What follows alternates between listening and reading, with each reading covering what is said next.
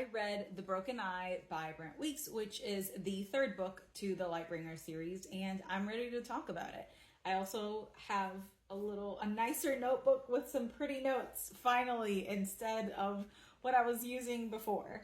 So if I could rename The Broken Eye, I would call it The Rise and Fall of the Giles.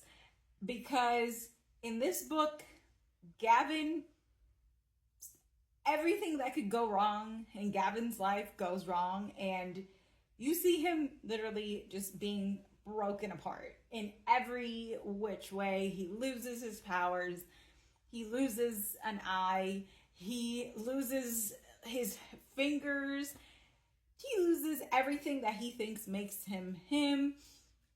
He's obviously not in power. He actually becomes a slave in the beginning of this book.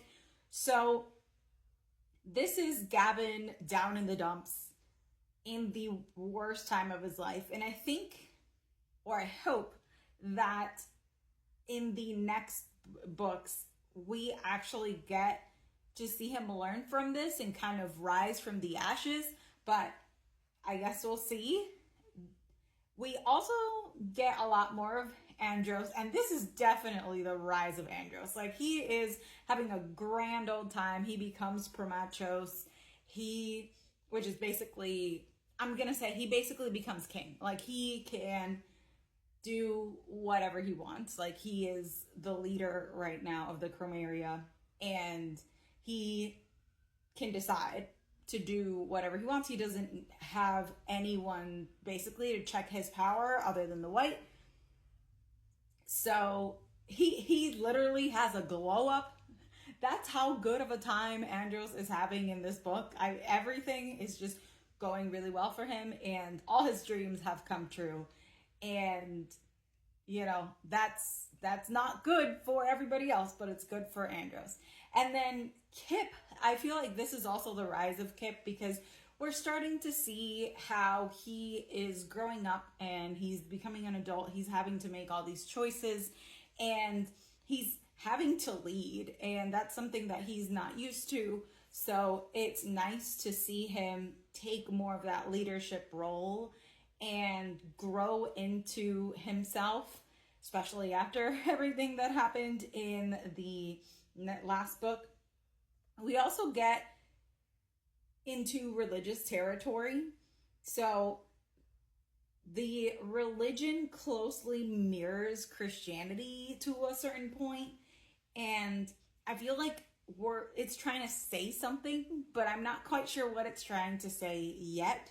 But I did start to catch those undertones, and I had heard from other people that the fourth and the fifth book is kind of where it goes like really into religious territory. I don't know, we'll see. But I will say I caught up to certain things because some of the stories you can 100% like see how they mirror like specific stories in like the Bible and stuff like that.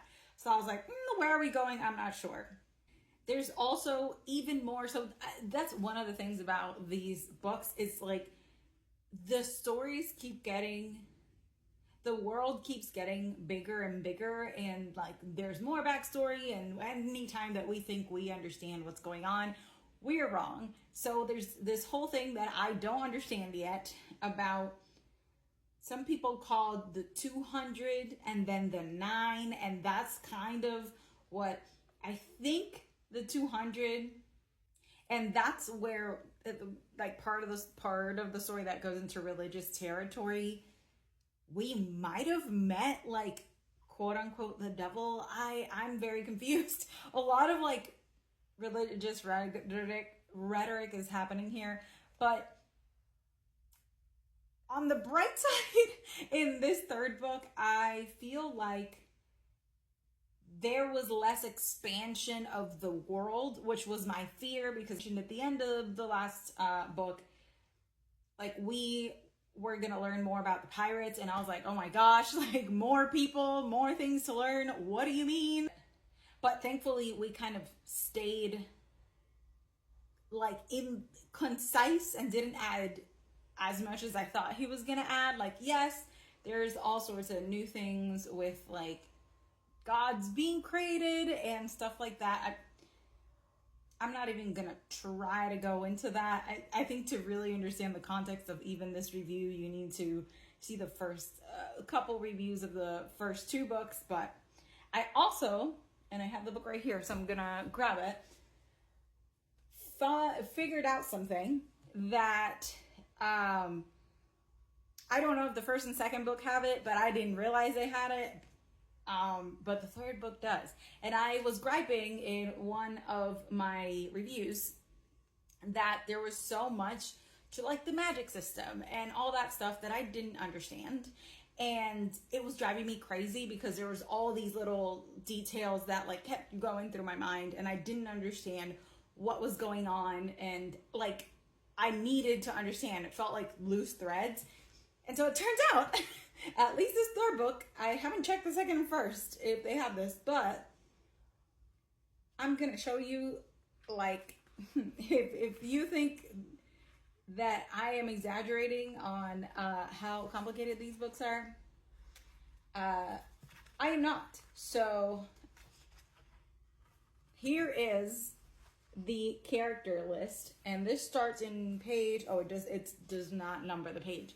This is the character list. It keeps going.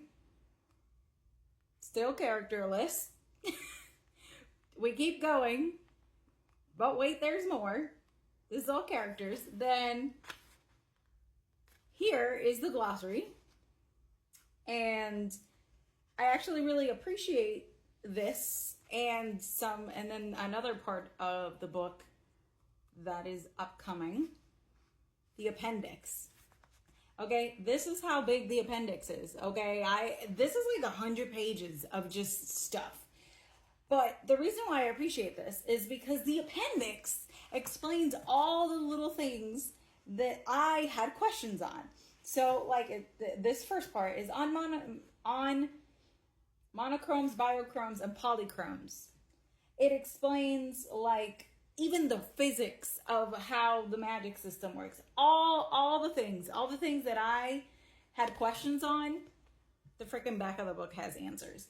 And I really appreciated that because I feel like now I could sleep at night. And I know that if there's things that don't make sense to me, I could just reference back to that. But the con of it is that I could totally see someone seeing that and being like, that is too much. That is too complicated.